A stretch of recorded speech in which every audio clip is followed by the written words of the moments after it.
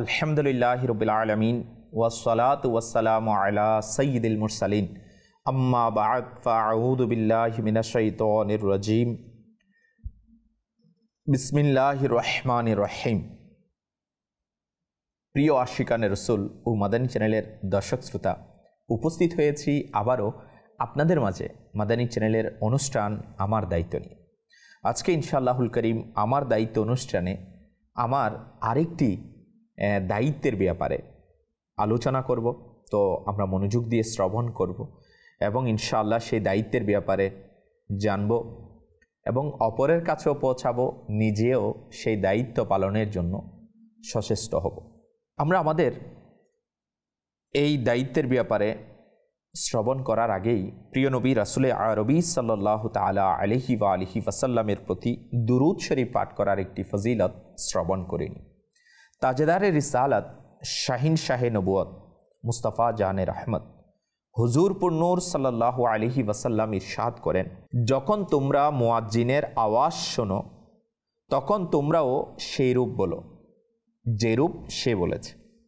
অতঃপর আমার প্রতি দুরূদ শরীফ প্রেরণ করো, কেননা যে আমার প্রতি একবার দুরূদ শরীফ প্রেরণ করে আল্লাহ তাআলা তার প্রতি 10টি রহমত প্রেরণ করেন। সুবহানাল্লাহ সুবহানাল্লাহ। সাল্লু আলাল হাবিব সাল্লাল্লাহু তাআলা আলা মুহাম্মদ সাল্লাল্লাহু তাআলা আলাইহি ওয়া আলিহি ওয়াসাল্লাম। প্রিয় আশিকানে রাসূল, আজকে আমরা শ্রবণ করব ওয়াদা রক্ষা করার যে মহান দায়িত্ব একজন মুসলমানের রয়েছে, একজন মানুষ হিসাবে আমার রয়েছে। তো আমরা সে ব্যাপারে শ্রবণ করার চেষ্টা করব। প্রিয় আশিকানে রাসূল, আমরা যদি দেখি ওয়াদা রক্ষা করা, ওয়াদা পূর্ণ করা, এটা কত বড় জিম্মাদারি একজন মুসলমানের, একজন আশিকে রাসূলের।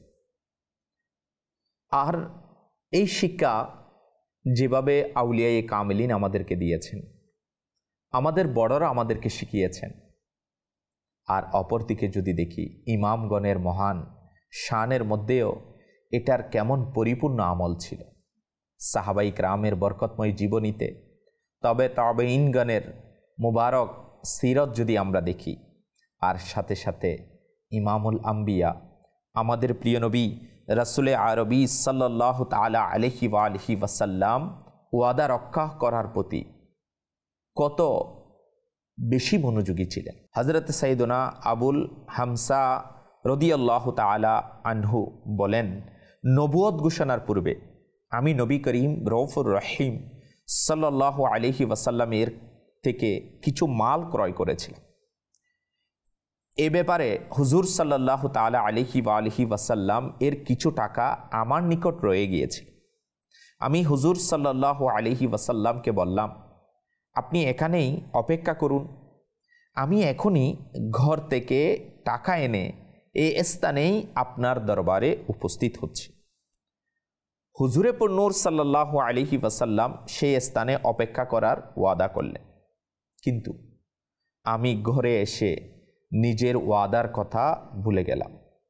অতঃপর 3 দিন পর যখন আমার মনে হলো, তখন টাকা নিয়ে আমি সেখানে পৌঁছলাম। দেখলাম কি মদিনার তাজদার হুজুরে আনওয়ার সাল্লাল্লাহু আলাইহি ওয়াসাল্লাম সে স্থানেই আমার অপেক্ষা করছিলেন। আমাকে দেখে হুজুর সাল্লাল্লাহু আলাইহি ওয়াসাল্লামের কপালে চিন্তার লেশ মাত্র ছিল না, এবং এটি ছাড়া হুজুর সাল্লাল্লাহু আলাইহি ওয়াসাল্লাম আর কিছুই বললেন না যে, হে যুবক, তুমি আমাকে কষ্টে ফেলে দিলে, কেননা আমি আমার ওয়াদা অনুযায়ী 3 দিন পর্যন্ত এখানেই তোমার অপেক্ষা করছি। প্রিয় আশিকানে রাসূল, আপনারা শুনলেন তো নবিয়ে রহমত, শফিয়ে উম্মত, তাজেদারে রিসালাত সাল্লাল্লাহু আলাইহি ওয়াসাল্লাম ওয়াদা পূরণের ক্ষেত্রে কিরূপ অতুলনীয় দৃষ্টান্ত স্থাপন করলেন, এবং হযরত সাইয়্যিদুনা আব্দুল্লাহ বিন আবি হামসা রাদিয়াল্লাহু তাআলা আনহু এর প্রতি কৃত ওয়াদাকে কিভাবে উত্তমভাবে পূরণ করলেন। এমনকি এই ওয়াদা পূরণে হুজুরে পুর-নূর সাল্লাল্লাহু আলাইহি ওয়াসাল্লাম 3 দিন পর্যন্ত অপেক্ষা করতে থাকেন। নিশ্চয়ই অপেক্ষার দীর্ঘতা এবং এতে ধৈর্য ও দৃঢ়তা হুজুরে নূর সাল্লাল্লাহু তাআলা আলাইহি ওয়া আলিহি ওয়াসাল্লাম এর পবিত্রতম চরিত্রের উদাহরণস্বরূপ।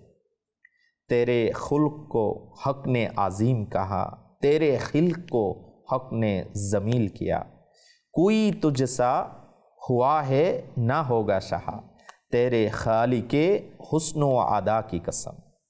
হে আমার দয়ালু আকা সাল্লাল্লাহু আলাইহি ওয়াসাল্লাম, আল্লাহ তাআলা আপনার মুবারক স্বভাবকে মহৎ বলে ঘোষণা করেছেন এবং আপনার সৌভাগ্যমণ্ডিত জন্ম হাজারো সৌভাগ্য বরকত নিয়ে এসেছে। এমনই অনন্য সুন্দর কাউকেও সৃষ্টি করেননি। হে আমার আকা সাল্লাল্লাহু আলাইহি ওয়াসাল্লাম, আপনার ন্যায় কেই বা হতে পারে? হ্যাঁ হ্যাঁ, জমিন ও আসমানের সৃষ্টিকর্তার শপথ, আপনার মতো কেউ নেই। প্রিয় মাদানী চ্যানেলের দর্শক শ্রোতা, আমরা যদি একটু দেখি ওয়াদা পূরণ করার এই বরকতময় ঘটনা আমরা শুনেছি। যদি এই ব্যাপারে আমরা আরও বেশি জানতে চাই, তাহলে আল্লাহ পাকের নবীগণ আলাইহিমুসসালামের ওয়াদা রক্ষার ব্যাপারে কোরআনে পাকেও এসেছেন।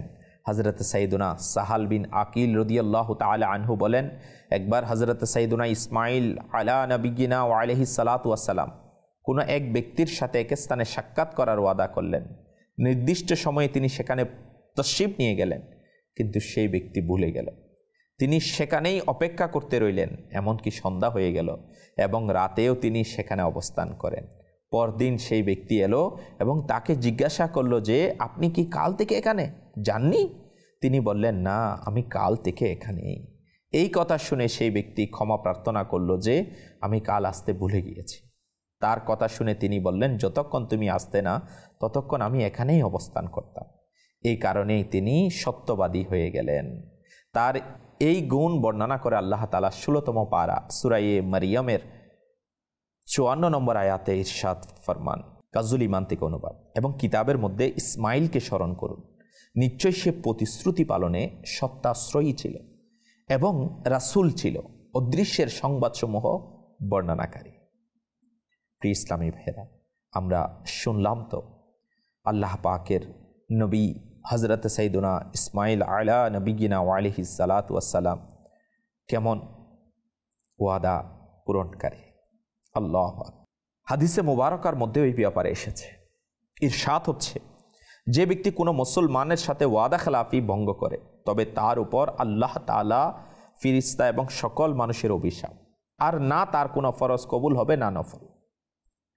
আবু দাউদ শরীফের মধ্যে আসছে, লোকেরা ততক্ষণ পর্যন্ত ধ্বংস হবে না যতক্ষণ তারা নিজেদের লোকের সাথে ওয়াদা ভঙ্গ করবে না।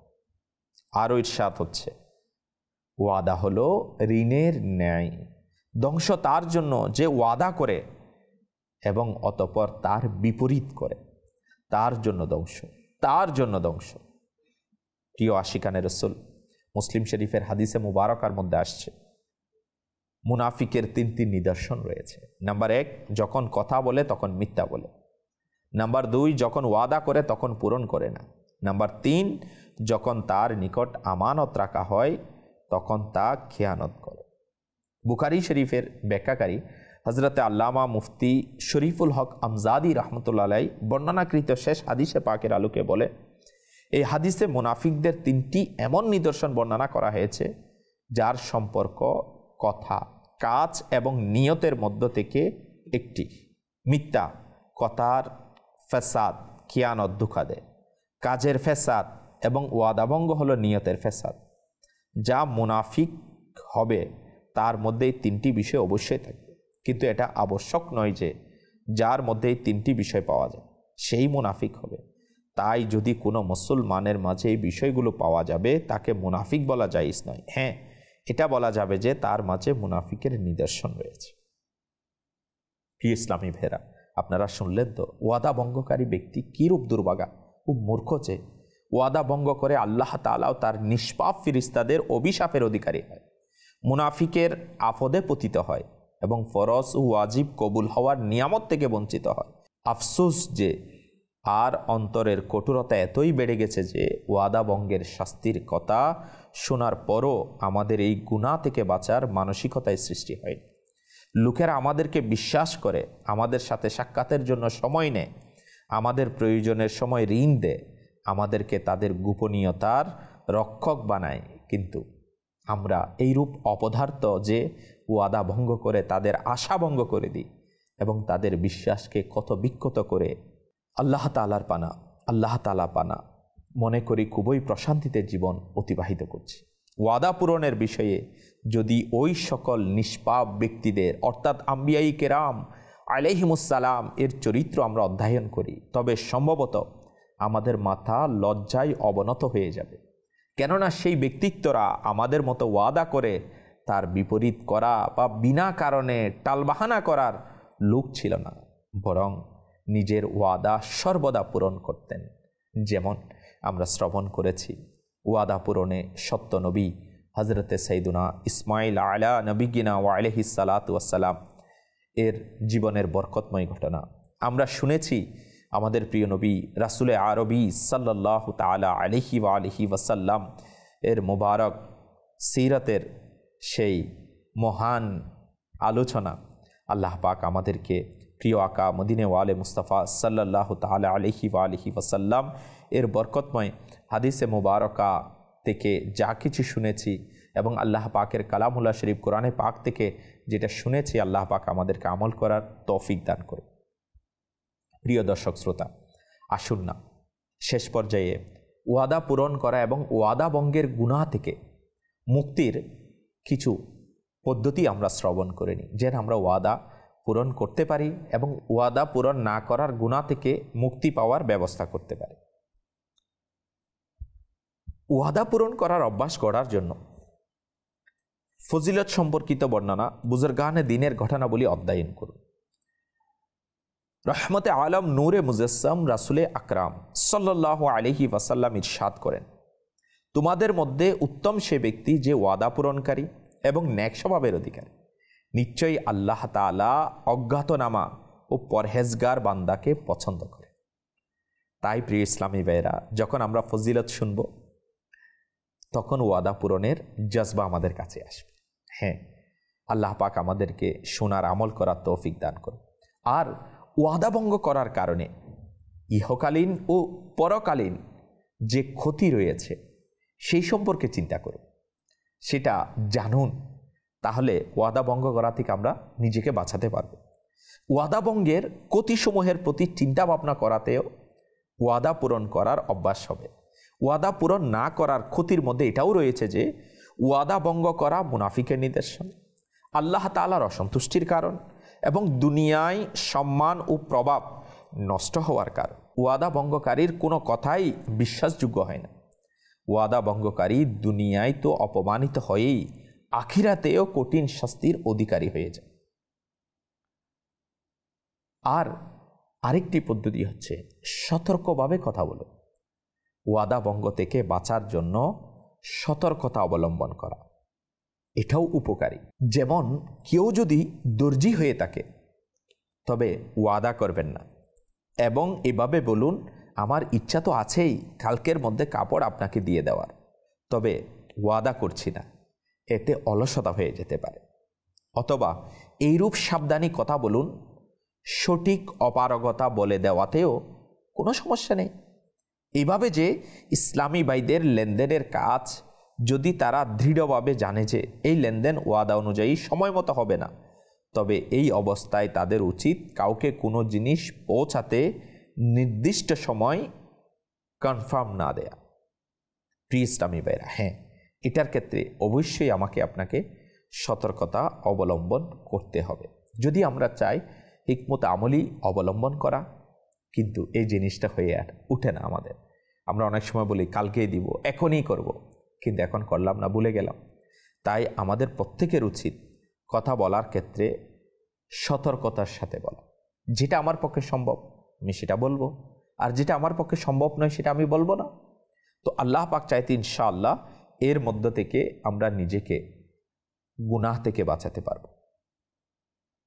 আমির আহলে সুন্নাত দামাত বরকাতুহুল আলিয়া দাওয়াত ইসলামের প্রতিষ্ঠাতা হজরত মৌলানা আবু বিলাল মোহাম্মদ ইলিয়াস আত্তার কাদেরী রাজবি জিয়াই দামাত বরকাতুল আলিয়া আমাদেরকে এই ব্যাপারে বড়ই শিক্ষার মাদানী ফুল ইরশাদ ফরমান। লিখেন, ওয়াদা হচ্ছে কারো সাথে ওয়াদার নিয়ম অনুযায়ী প্রতিশ্রুতিবদ্ধ হওয়া যে আমি অমুক কাজটি করব অথবা অমুক কাজটি করব না। যদি সে ওয়াদা শব্দটি উল্লেখ না করে কিন্তু তার কথাবার্তার ধরন ও নিশ্চয়তা জ্ঞাপক শব্দ প্রয়োগ দ্বারা বোঝা যায় যে তার প্রদত্ত অঙ্গীকারটি অবশ্যই পালন করবে, তখনও তা ওয়াদা হিসাবে বিবেচিত হবে।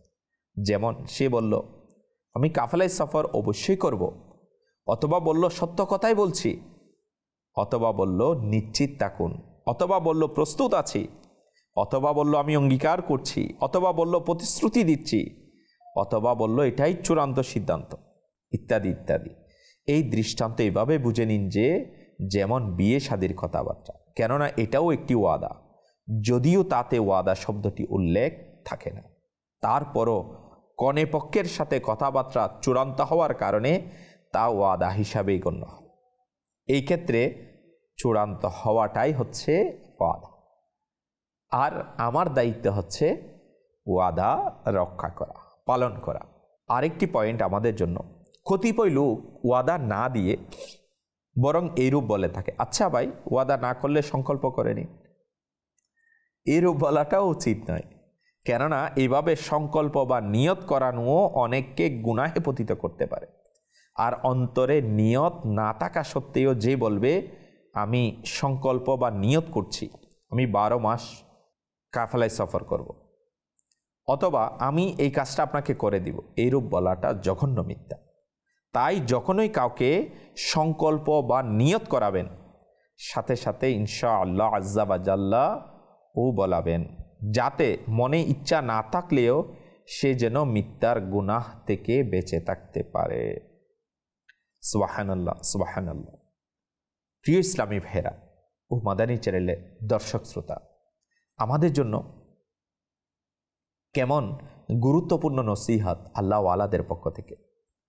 আরেকটি পয়েন্ট আমরা শুনে নিই, চেষ্টা করব। অনেক সময় আমরা বলি না চেষ্টা করব, এইরূপ বললেও গুনাহে পতিত হওয়ার যথেষ্ট সম্ভাবনা রয়েছে। কেননা আমার অন্তরে নিয়ত না থাকা সত্ত্বেও সে যদি রক্ষা পাওয়ার জন্য বলে দেয় চেষ্টা করব, তাহলে তা হবে মিথ্যা। তাই তার দ্বারা বলাবেন ইনশাআল্লাহ জাওয়াজাল চেষ্টা করব। চেষ্টা করবে এই কথাটির প্রচলন আমাদের দেশে খুবই ব্যাপক। কেউ কিছু বলল চেষ্টা করে দেখ, হ্যাঁ বাবা বলল চেষ্টা করতেছি, অথবা কাস্টমার বলল চেষ্টা করছি, কিন্তু বাস্তবিক পক্ষে আমি সেটার দিকে কোনো ভ্রুক্ষেপই করলাম না, ওই কাজেই করলাম না। তাই বক্তার প্রথমে তার নিয়ত নিয়ে চিন্তা করা উচিত। যদি চেষ্টা করব বলার পাশাপাশি ইনশাআল্লাহ আজ্জা ওয়া জাল্লা বলারও অভ্যাস গড়ে তোলা হয়, তবে মুক্তি পাওয়া যাবে ইনশাআল্লাহ আজ্জা ওয়া জাল। বলার সময় এই অর্থের প্রতিও লক্ষ্য রাখতে হবে, ইনশাআল্লাহ আজ্জা ওয়া জাল এর অর্থ হচ্ছে আল্লাহ তাআলা যদি চান। অনেক লোক তা উচ্চারণ করতেও জানে না, তাই এর বিশুদ্ধ উচ্চারণেরও অনুশীলন করতে হবে। আলহামদুলিল্লাহ, দাওয়াত ইসলামী এর প্রতিষ্ঠাতা কিবলা শেখে তরিকাত আমির আহলে সুন্নাত দামাত বরকাতুল আলিয়া আমাদেরকে গুনাহ থেকে বাঁচার কেমন উত্তম শিক্ষণীয় নসিহত পেশ করেন। তাই আমাদের উচিত আল্লাহ পাকের নেক বান্দাদের বরকতময় জীবনী অধ্যয়ন করা, আল্লাহ তাআলার নেক বান্দাদের মুবারক কিতাবগুলো স্টাডি করা এবং সেখান থেকে প্রাপ্ত শিক্ষামূলক পয়েন্টগুলো নোট করা এবং সেগুলোর প্রতি আমল করার চেষ্টা করা, এবং আল্লাহ পাকের নেক বান্দাদের বরকতময় জীবনী থেকে নিজে যেন এই বিষয়গুলো আমরা ধারণ করতে পারি, প্র্যাকটিক্যালি আমল করতে পারি এবং আমাদের দায়িত্বগুলো সম্পর্কে আমরা সচেতন হই। প্রিয় ইসলামী ভাইরা ও মাদানী চ্যানেলের দর্শক শ্রোতা, আমরা ওয়াদা পূরণ সম্পর্কে দিনই আলোচনা শ্রবণ করছিলাম। আমরা শুনলাম যে ওয়াদা পূরণ করা মুসলমানকে সাহায্য করার মাধ্যম। ওয়াদা সম্পর্কে কিয়ামতের দিন প্রশ্ন করা হবে। ওয়াদা পূরণ করা আম্বিয়াই কেরাম আলাইহিমুস সালামের পবিত্র সুন্নাত। ওয়াদা পূরণ করা বুজুর্গানে দ্বীনের পদ্ধতি। ওয়াদা পূরণকারীরাই উত্তম মানুষ। ওয়াদা ভঙ্গকারীর প্রতি আল্লাহ তাআলা এবং তার ফেরেশতাদের অভিশাপ বর্ষিত হয়। ওয়াদা ভঙ্গকারীর না ফরজ কবুল হয় না নফল কবুল। ওয়াদা ভঙ্গকারীর জন্য ধ্বংসই ধ্বংস। ওয়াদা ভঙ্গ করা মুনাফিকের নিদর্শন। ওয়াদা ভঙ্গ করা দুনিয়া ও আখিরাতের অপমান ও অপদস্থতার কারণ। আল্লাহ তাআলা নবী করিম রউফুর রহিম সাল্লাল্লাহু আলাইহি ওয়াসাল্লাম এবং বুজুর্গানে দ্বীন রহিমহুল্লাহুস সালাম এর সাদকায় আমাদের সকলকে ওয়াদা পূরণ করার এবং ওয়াদা ভঙ্গ করা থেকে বাঁচার তৌফিক দান করুন। আর আমাদেরকে আমার এই দায়িত্ব ওয়াদা রক্ষা করার সেই জজবা হিম্মত আল্লাহ তাআলা আমাদেরকে নসিব করুক। এই ওয়াদা রক্ষা করার অভ্যাস গড়ার জন্য আসুন না আমরা দাওয়াত ইসলামের দ্বীনি পরিবেশের সাথে সম্পৃক্ত হয়ে যাই। মাদানী চ্যানেলের মাধ্যমে দাওয়াত মিলেছে। হ্যাঁ, আজকে আমরা পয়গাম আমাদের কাছে মেসেজ পৌঁছেছে। আমরা সাপ্তাহিক সুন্নত বারা ইজতিমার মধ্যে অংশগ্রহণ করি। দ্বীনি পরিবেশ আমাকে আপনাকে গুনাহ থেকে বাঁচিয়ে দিবে, ওয়াদা রক্ষা করার জজবা আমার আপনার অন্তরে সৃষ্টি করে দিবে। আর আল্লাহ পাক যদি চাই ইনশাআল্লাহ আমরা কাফেলায় সফল করলাম, মাদানী চ্যানেল দেখলাম, নেকির পরিবেশে শামিল হলাম। এর মাধ্যমে আমরা গুনাহ থেকেও বেঁচে যাব, ওয়াদা পূরণ করার অভ্যাসও গড়ে উঠবে। আল্লাহ তাআলা আমরা যা কিছু শ্রবণ করেছি তা স্মরণ রাখা এবং অপরের কাছে নেকির দাওয়াত হিসাবে পৌঁছিয়ে দেওয়ার, তার উপর আমল করার সে তৌফিক নসিব করুক। আমিন আমিন বিজাহি নবিল আমিন। সাল্লু আলাল হাবিব সাল্লাল্লাহু তাআলা আলা মুহাম্মদ সাল্লাল্লাহু তাআলা আলাইহি ওয়া আলিহি ওয়াসাল্লাম।